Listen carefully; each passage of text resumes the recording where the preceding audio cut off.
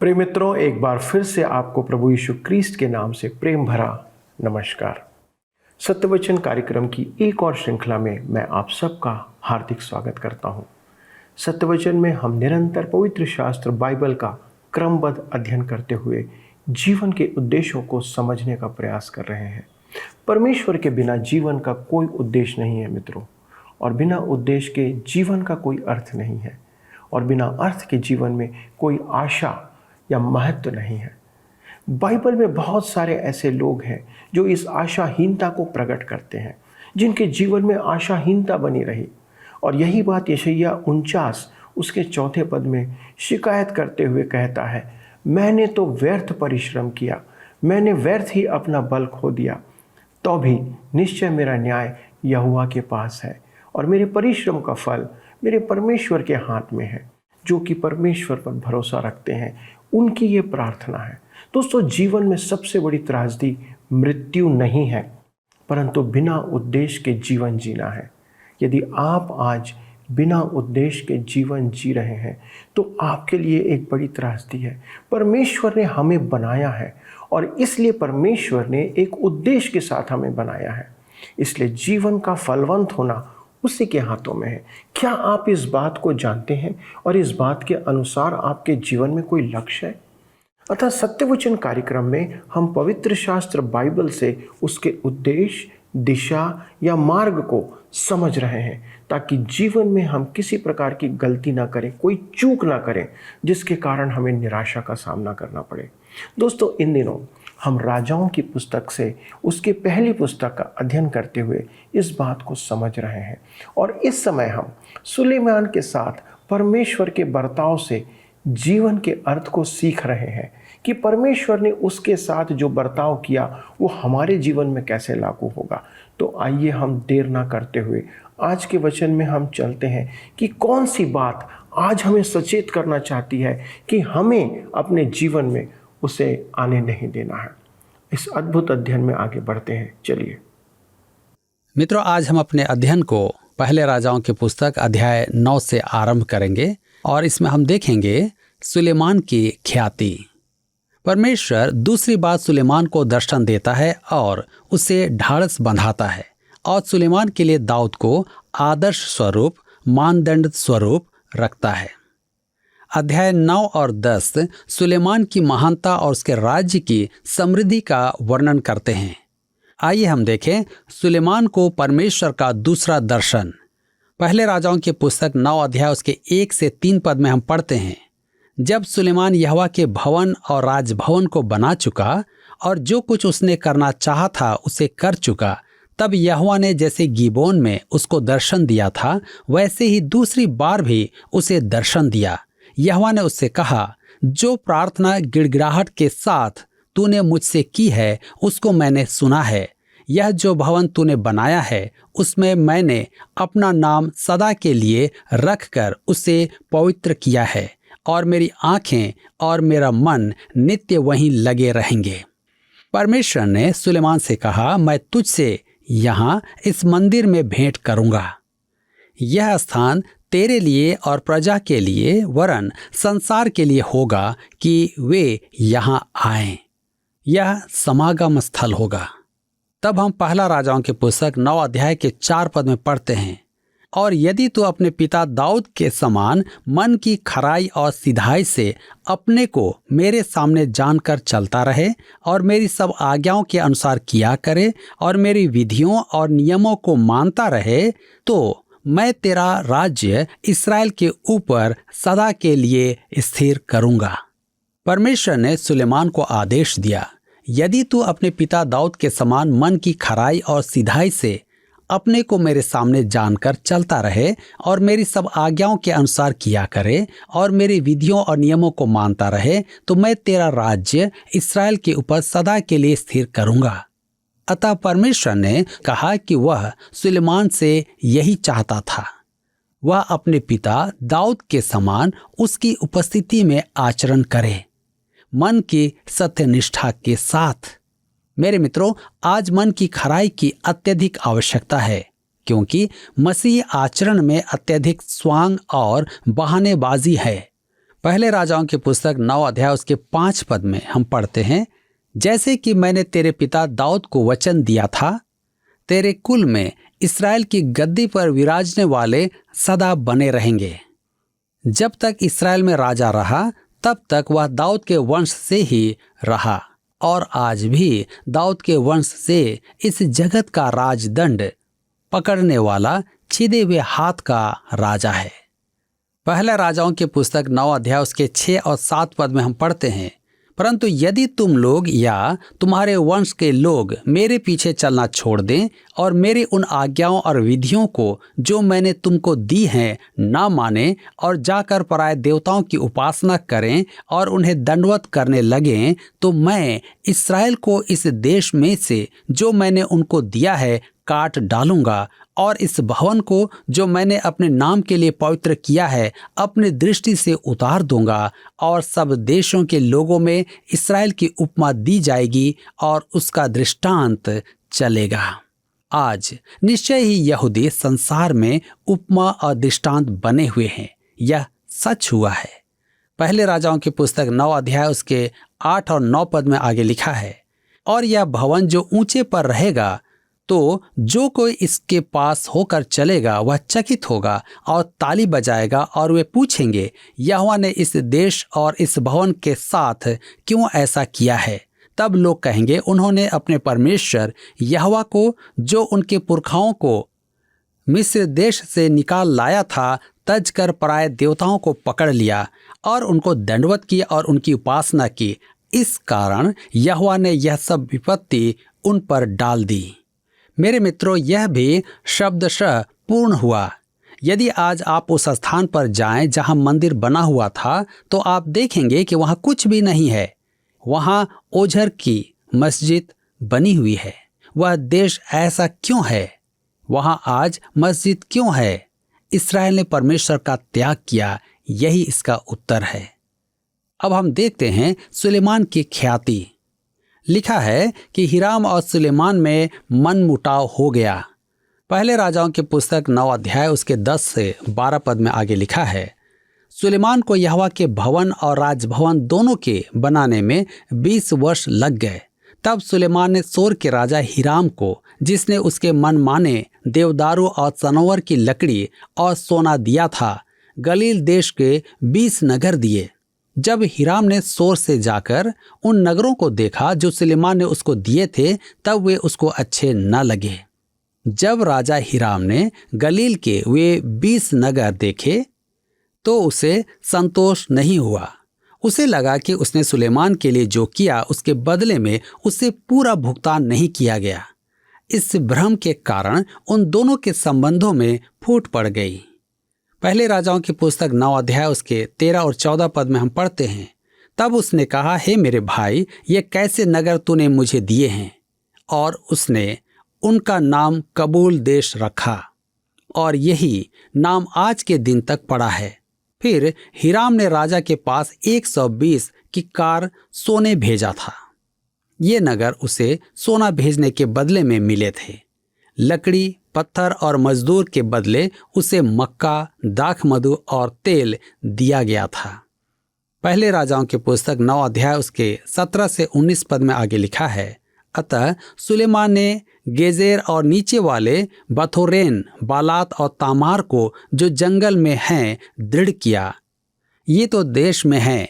फिर सुलेमान के जितने भंडार वाले नगर थे और उसके रथों और सवारों के नगर, उनको वरन जो कुछ सुलेमान ने यरूशलेम, लबानोन और अपने राज्य के सब देशों में बनाना चाहा, उन सब को उसने दृढ़ किया। इन पदों में सुलेमान के राज्य का विस्तार और विकास परियोजनाओं का उल्लेख है। पहले राजाओं की पुस्तक 9 अध्याय के 26 से 28 पद में हम पढ़ते हैं, फिर राजा सुलेमान ने एस्योनगेवेर में, जो एदोम देश में लाल समुद्र के किनारे एलोत के पास है, जहाज बनाए और जहाजों में हिराम ने अपने अधिकार के मल्लाहों को, जो समुद्र की जानकारी रखते थे, सुलेमान के सेवकों के संग भेज दिया। उन्होंने ओपीर को जाकर वहां से 420 किक्कार सोना राजा सुलेमान को ला कर दिया। मेरे मित्र, सुलेमान ने उस युग के स्वर्ण बाजार को अपने नियंत्रण में कर लिया था। उसके पास जल सेना भी बड़ी मात्रा में थी। एस्योन गेबेर लाल सागर के पूर्वी छोर पर था। यह सुलेमान का बंदरगाह था जो इसराइल आइलाट के निकट है। ऐसा माना जाता है कि उसकी नौसेना ओपीर तक यात्रा करती थी जो दक्षिण पश्चिम अराबा में था। आइए देखते हैं शिबा की रानी का आगमन। शिबा की रानी के आगमन से प्रकट है कि सुलेमान परमेश्वर की गवाही देने में उस युग के संपूर्ण संसार में सफल हुआ। सुलेमान की ख्याति संपूर्ण विश्व में फैल गई थी और प्रतीत होता है कि असंख्य जन जीवित सच्चे परमेश्वर की उपासना के लिए यरूशलेम आने लगे थे। आज के युग में कलीसिया को पृथ्वी की छोर तक जाने का आदेश है। इसराइल को यह आदेश नहीं दिया गया था कि संसार में जाए, क्योंकि इसराइल परमेश्वर के प्रति सच्चा था। इसलिए वह संसार में गवाह हुआ और संसार आराधना के लिए यरूशलेम आते थे। अध्याय 10 में सुलेमान के महान प्रभाव का उदाहरण है। शिबा की रानी के आगमन से परमेश्वर के प्रतिनिधि सुलेमान के राज्य का प्रभाव प्रकट होता है जो संसार के राष्ट्रों पर था। आइए हम पढ़ते हैं पहले राजाओं की पुस्तक 10 अध्याय उसके 1 पद। यहाँ पर लिखा है, जब शिबा की रानी ने यहोवा के नाम के विषय सुलेमान की कृति सुनी, तब वह कठिन कठिन प्रश्नों से उसकी परीक्षा करने को चल पड़ी। ध्यान दीजिए, शिबा की रानी के आगमन का कारण था कि उसने सुना था वहां एक मंदिर है जिसमें मनुष्य परमेश्वर के निकट आ सकता है। वह इसके बारे में जानना चाहती थी। उसने सुलेमान की बुद्धि के बारे में भी सुना था, अतः वह जटिल समस्याओं को लेकर उसे परखने आई थी। पहले राजाओं की पुस्तक 10 अध्याय उसके 2 से 5 पद में लिखा है, वह तो बहुत भारी दल के साथ मसालों और बहुत सोने और मणि से लदे ऊंट साथ लिए हुए यरूशलेम को आई और सुलेमान के पास पहुंचकर अपने मन की सब बातों के विषय में उससे बातें करने लगी। सुलेमान ने उसके सब प्रश्नों का उत्तर दिया। कोई बात राजा की बुद्धि से ऐसी बाहर न रही कि वह उसको न बता सका। जब शिबा की रानी ने सुलेमान की सब बुद्धिमानी और उसका बनाया हुआ भवन और उसकी मेज पर का भोजन देखा और उसके कर्मचारी किस रीति बैठते और उसके टहलुए किस रीति खड़े रहते और कैसे कैसे कपड़े पहने रहते हैं और उसके पिलाने वाले कैसे हैं और वह कैसी चढ़ाई है जिससे वह यहोवा के भवन को जाया करता है, यह सब जब उसने देखा तब वह चकित रह गई। लिखा है, और वह कैसी चढ़ाई है जिससे वह यहोवा के भवन को जाया करता है। इसका अनुवाद वास्तव में ऐसा होना था, और उसकी होम बलि जिससे वह यहोवा के भवन को जाया करता था।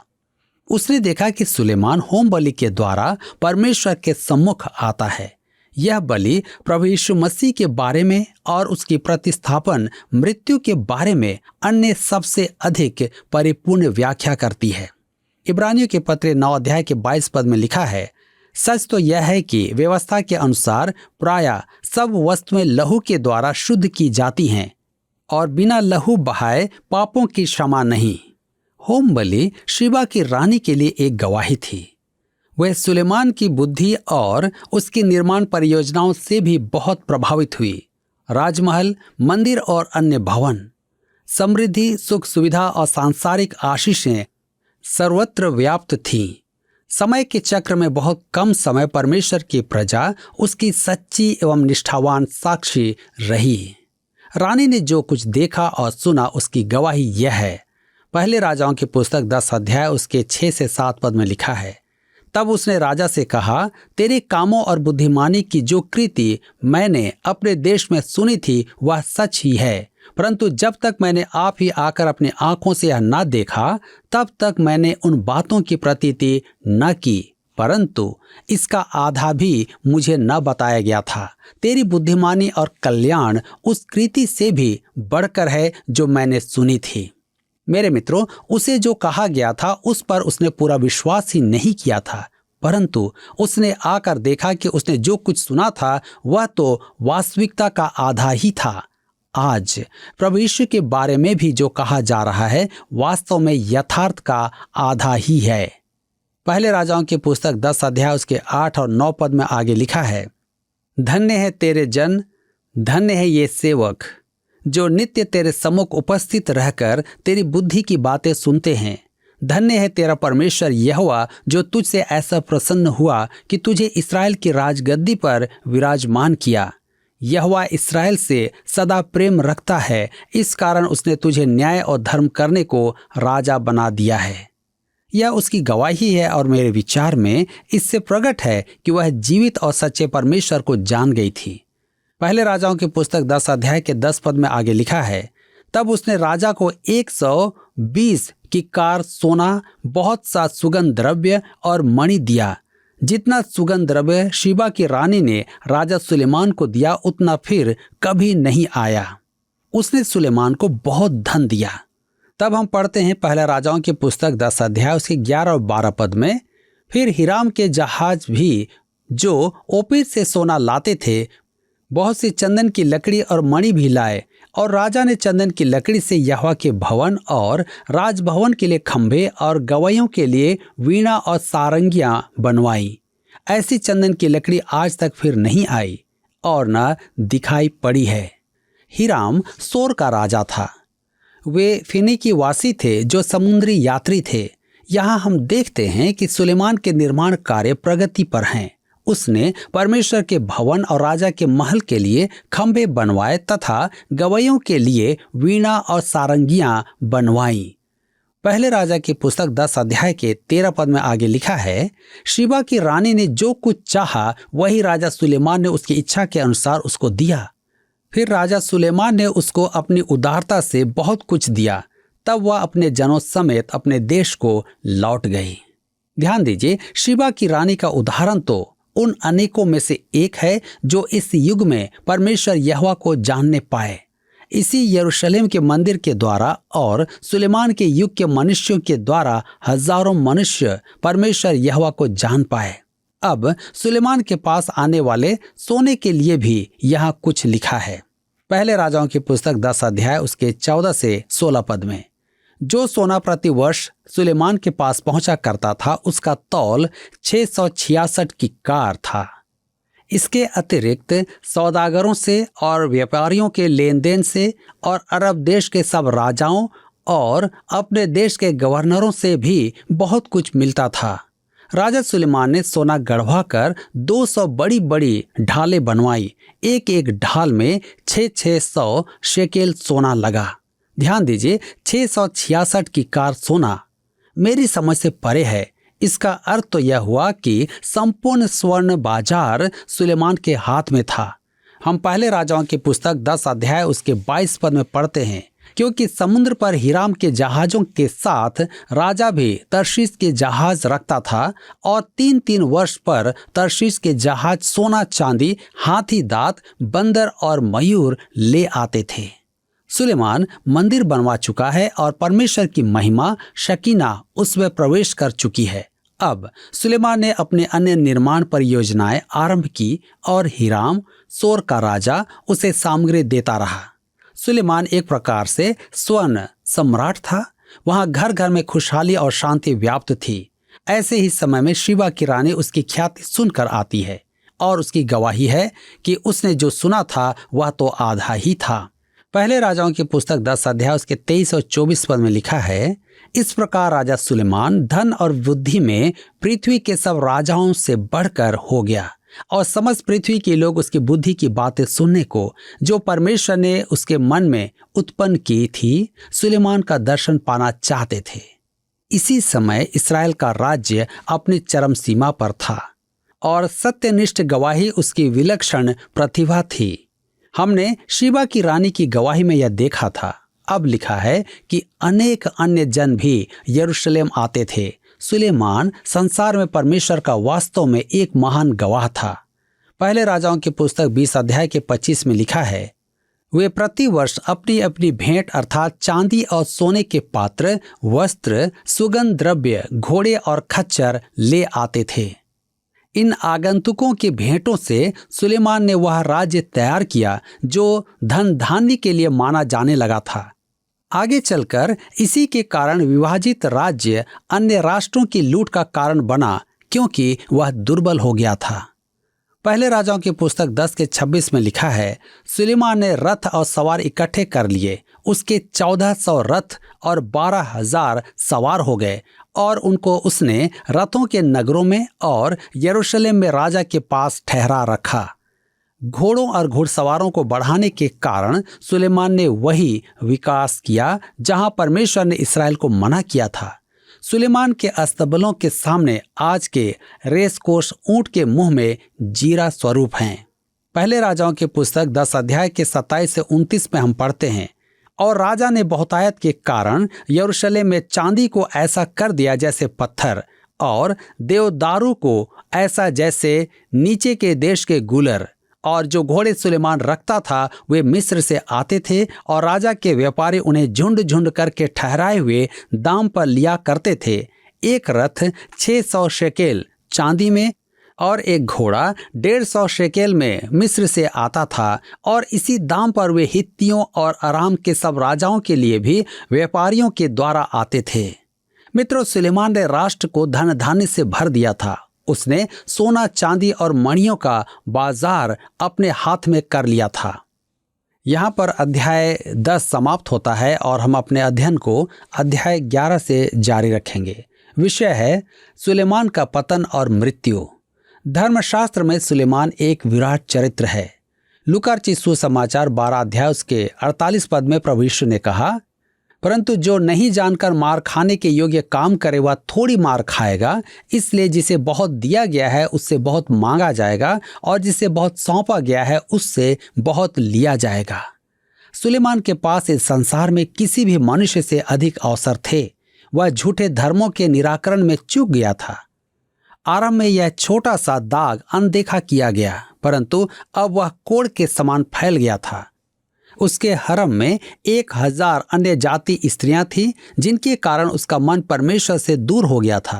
अतः परमेश्वर ने सुलेमान के विरुद्ध बैरी खड़े कर दिए और यरोबाम को ऊपर उठाया। परिणाम यह हुआ कि राज्य का विभाजन हो गया। आइए देखें सुलेमान का ईश्वर त्याग। पहले राजाओं की पुस्तक 11 अध्याय के 1 पद में लिखा है, परंतु राजा सुलेमान फिरौन की बेटी और बहुत सी विजातीय स्त्रियों से जो मोआबी, अम्मोनी, एदोमी, सिदोनी और हित्ती थी प्रीति करने लगा।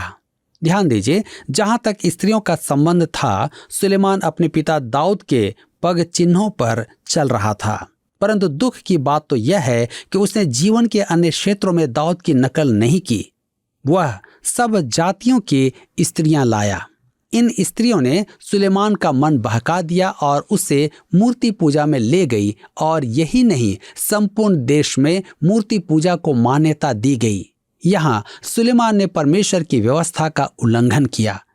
पहले राजाओं की पुस्तक 11 अध्याय के 2 में आगे लिखा है, वे उन जातियों की थी जिनके विषय में यहोवा ने इस्राएलियों से कहा था, तुम उनके मध्य में न जाना और न वे तुम्हारे मध्य में आने पाए। वे तुम्हारा मन अपने देवताओं की ओर निस्संदेह फेरेंगे। उन्हीं की प्रीति में सुलेमान लिप्त हो गया। मेरे विचार में धर्मशास्त्र में यही एक स्थान है जहां प्रेम वासना में बदला है। सुलेमान का यही एक उद्देश्य था। वह राजमहल में जनाना खाने में पला था, अतः उसमें कठोरता और पौरुष की कमी थी। पहले राजाओं की पुस्तक 11 अध्याय उसके 9 से 13 पद में लिखा है, तब यहोवा ने सुलेमान पर क्रोध किया, क्योंकि उसका मन इस्राएल के परमेश्वर यहोवा से फिर गया था, जिसने 2 बार उसको दर्शन दिया था, और उसने इसी बात के विषय में आज्ञा दी थी कि पराये देवताओं के पीछे न हो लेना।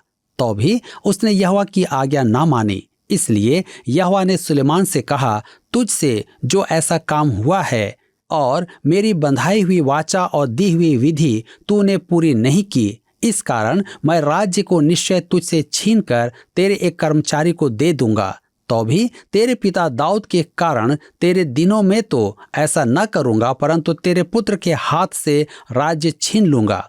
फिर भी मैं पूर्ण राज्य तो न छीन लूंगा, परंतु अपने दास दाऊद के कारण और अपने चुने हुए यरूशलेम के कारण मैं तेरे पुत्र के हाथ में एक गोत्र छोड़ दूंगा।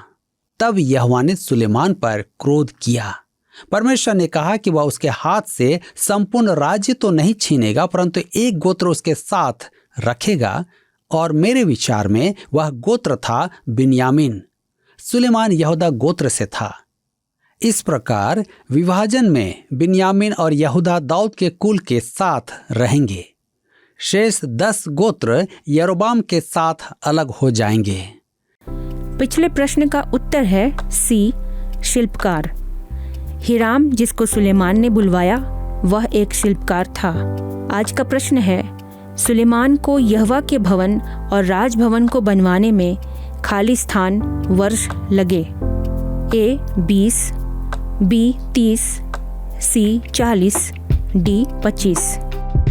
मित्रों, इस प्रश्न का उत्तर हमें कल सुबह 6 बजे से पहले विकल्प ए, बी, सी या डी के साथ अपना नाम, पता, स्थान के साथ 9651433397 पर SMS या व्हाट्सएप करें। सभी विजेताओं को विशेष पुरस्कार प्रदान की जाएगी।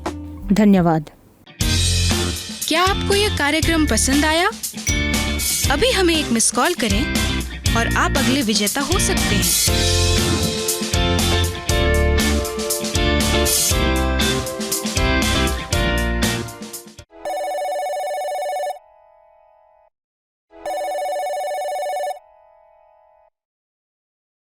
प्रिय मित्रों, आपने देखा कि आज के अध्ययन में दाऊद के कारण परमेश्वर ने सुलेमान को अधिक संपन्न बनाया, बहुत सी आशीषें उसे दिया।